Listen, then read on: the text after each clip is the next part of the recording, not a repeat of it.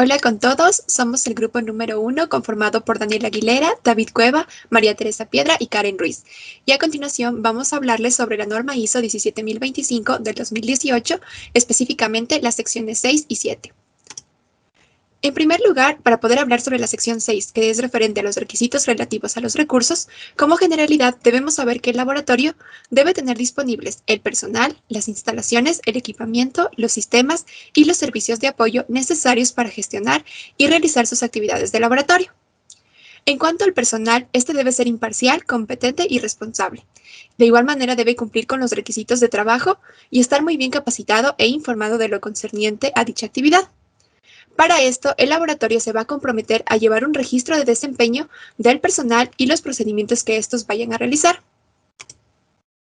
En cuanto a las instalaciones y condiciones ambientales, un laboratorio adecuado se caracteriza por instalaciones y condiciones ambientales propicias y además por documentar todo lo concerniente a las instalaciones, así como un seguimiento periódico.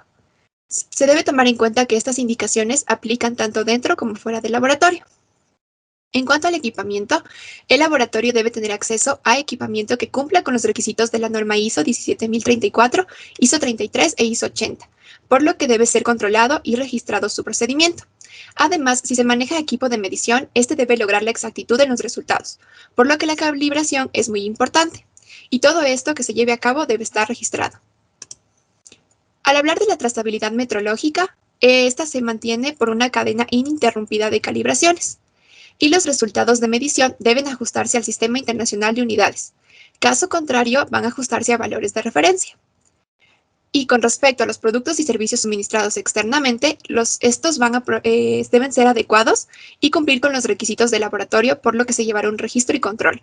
Además, no se debe omitir que la comunicación entre el laboratorio y proveedores es muy importante. En la sección 7 revisaremos los requisitos de los procesos. Para la revisión de solicitudes, ofertas y contratos se debe contar con un procedimiento el cual debe asegurar que los requisitos sean detallados y entendibles, que el laboratorio esté en condiciones de cumplir dichos requisitos usando la metodología adecuada y en caso de proveedores externos se debe cumplir lo mencionado anteriormente en la sección 6.6 bajo conocimiento y autorización del cliente.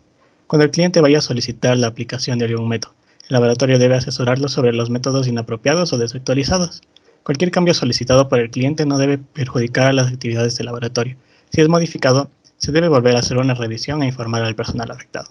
Se debe documentar todo respecto a las revisiones, entre cambios significativos, discusiones con los clientes y los resultados obtenidos de las actividades del laboratorio. En la selección, verificación y validación de métodos, primero que nada, los métodos y procedimientos para las actividades del laboratorio deben ser apropiados, así como las técnicas estadísticas para el análisis de datos. La información debe ser actualizada y socializada con el personal. Si el método no es especificado por el cliente, el laboratorio debe sugerir la opción más óptima de acuerdo a sus condiciones. Después de su aprobación y autorización, se debe seguir una planificación para su aplicación y posteriormente se realizarán revisiones periódicas para comprobar que se satisfacen las necesidades del cliente. Después de todo esto, se deben validar ampliamente los métodos normalizados, no normalizados, los desarrollados y modificados por el laboratorio. Se puede emplear una técnica o combinación de técnicas. Si se realizan cambios después de la validación, se debe determinar su influencia y evaluar la necesidad de una nueva validación. Los métodos validados deben cumplir con las necesidades del cliente y, por consiguiente, los requisitos especificados. Se debe documentar la validación empleada, el procedimiento, requisitos, metodología, resultados obtenidos y la declaración de validez del método. Para el muestreo, el laboratorio debe contar con una metodología determinada y apropiada para los ensayos o calibraciones, la cual debe asegurar la validez de los resultados y describir el plan, la selección de muestras y su tratamiento. Se debe documentar todos los datos, incluyendo la fecha y hora de muestreo con la metodología empleada, personal encargado, identificación de la muestra, equipos utilizados, condiciones ambientales y posibles desviaciones que ocurran en el proceso. En cuanto a los ítems de ensayo y calibración, todas las actividades deben tener su procedimiento para proteger su integridad y los intereses, tanto del laboratorio como del cliente. Adicional, se deben realizar un seguimiento y registro de condiciones. Las desviaciones de las condiciones especificadas deben ser registradas y notificadas al cliente antes de proceder. Y en el caso de que el cliente acepte proceder a conocimiento de las desviaciones, se debe registrar en el informe las consecuencias que pueda tener y el desligue de responsabilidades. En los registros técnicos se debe llevar los registros técnicos de todas las actividades del laboratorio. los mismos que deben tener la fecha y personal responsable de cada actividad, el informe de resultados y la información suficiente para identificar los factores que afectan los resultados para mejorar las condiciones. Se debe tener el registro de los datos originales y los modificados. También se debe identificar todas las fuentes que generan incertidumbre en la medición, incluidas las que surgen en el muestreo, en las calibraciones o en los ensayos. Para asegurar la validez de los resultados, también se debe emplear un procedimiento de seguimiento como técnicas estadísticas. En este seguimiento se debe incluir uso de material del control de calidad, instrumentos usados y con sus calibraciones, ensayos realizados y metodologías, reensayos y recalibración de los ítems conservados, la revisión de resultados y ensayos de muestras ciegas. Los datos de seguimientos obtenidos se deben analizar para mejorar las actividades cuando sea conveniente para evitar informar los resultados incorrectos. En el informe de resultados, para un informe de resultados en un laboratorio de ensayo y calibración, los resultados deben ser primero revisados y autorizados antes de su liberación.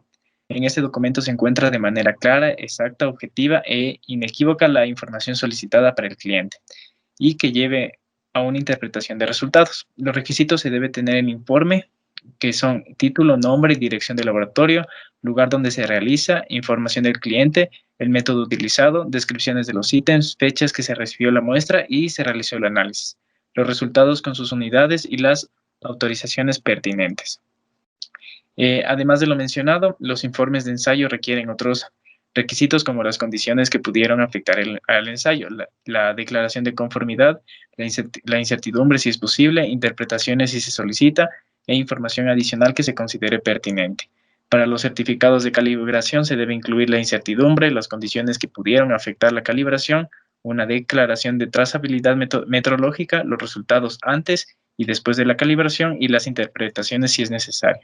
Y si el laboratorio también hace el muestreo, se debe incluir la fecha del muestreo, identificación del espécimen, ubicación y método de muestreo, condiciones que pudieron afectar el muestreo e información para evaluar la incertidumbre. Con respecto a la información sobre declaraciones de conformidad, se debe incluir la especificación o norma en conjunto con la regla de decisión para encajar los resultados en la norma, por lo que se debe incluir a los resultados que se aplican, las normas que se cumplen y las que no se cumplen y la regla de decisión aplicada. En la información sobre las opiniones e interpretaciones hay que tomar en cuenta que solo el personal autorizado puede expresar opiniones e interpretaciones, y estas deben hacerse en base a los resultados del informe. Si se hacen interpretaciones en diálogo, se debe conservar en registros de dichos diálogos. Con respecto a las modificaciones de los informes, se debe identificar claramente que se ha modificado, incluir la razón de la modificación y correcciones, por lo cual se debe realizar otro documento, y si es que se hace un nuevo informe, se debe incluir la referencia al reemplazarlo. En la siguiente sección de la norma se trata sobre las quejas, las cuales deben ser un proceso documentado cuyo propósito es recibir, evaluar y tomar decisiones con respecto a las inconformidades de las partes interesadas. Al recibir la queja, el laboratorio debe confirmar si dicha queja se relaciona con las actividades de laboratorios de las que se es responsable, y si es así, tratarlas.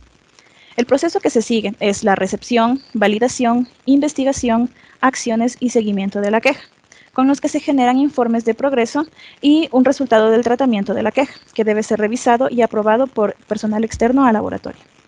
También es recomendable que se notifique el cierre del tratamiento de la queja a la parte interesada. Con respecto al trabajo no conforme, en este se presenta cuando las actividades de laboratorio o los resultados de este trabajo no cumplan con los procedimientos o requisitos acordados con el cliente. Por ello, deben estar definidas autoridades y responsabilidades para su gestión. Se deben ejecutar acciones, incluso la suspensión del trabajo de ser necesario, según la evaluación de la importancia de las actividades. Después se toma una decisión sobre la aceptabilidad de la acción ejecutada. Cuando es necesario, se debe notificar al cliente y anular el trabajo. Finalmente, se toman las decisiones correctivas. Cuando se tomen estas decisiones, se puede reanudar el trabajo. Todo este proceso debe conservar un registro pertinente. Para finalizar, tenemos el control de los datos y gestión de la información. Es cualquier sistema que permite el acceso de los datos de trabajo y debe recopilar, procesar, registrar, informar, almacenar y recuperar la información de trabajo. Este sistema debe tener una protección contra acceso no autorizado, estar salvaguardado contra manipulación indebida, ser manipulado en un ambiente adecuado que salvaguarde la exactitud del registro, poseer mantenimiento e incluir registro de fallos. Además, los manuales de manipulación del sistema deben ser fácilmente accesibles para el personal y este sistema debe ser revisado sistemáticamente. Muchas gracias.